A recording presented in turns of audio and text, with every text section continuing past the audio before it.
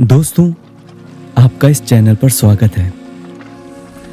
सच्ची महानता विनम्रता और सेवा में होती है, ना कि धन और शक्ति के अभिमान में। यह कथन प्राचीन काल में जितना औचित्य रखता था, आज भी उतना ही रखता है।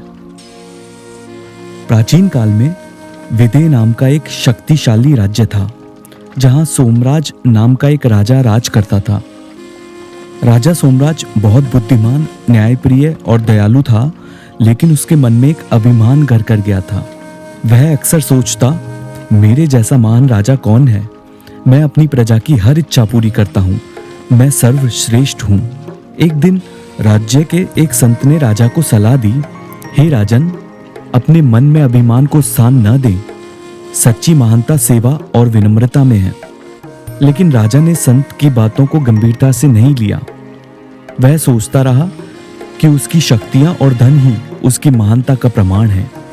भगवान विष्णु, जो संसार के पालनहार हैं, राजा के अभिमान को देख रहे थे। उन्होंने सोचा कि राजा को विनम्रता का पाठ पढ़ाना जरूरी है। एक दिन भगवान विष्णु एक बूढ़े साधु के रूप में राजा के दरबार में प्रकट हुए।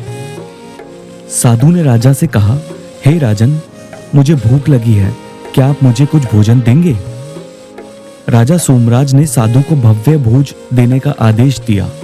साधु ने मुस्कुराते हुए कहा, महाराज, मुझे सिर्फ एक कटोरा खिचड़ी चाहिए। राजा ने तुरंत अपने रसोइयों को साधु के लिए खिचड़ी बनाने का आदेश दिया। जब साधु के सामने खिचड़ी परोसी गई, तो साधु ने राजा से कहा, हे राजन, मेरे पास एक जादुई कटोरा है। इसमें जो भी खिचड़ी डाली जाएगी वह कभी खत्म नहीं होगी। क्या आप इसे भर सकते हैं?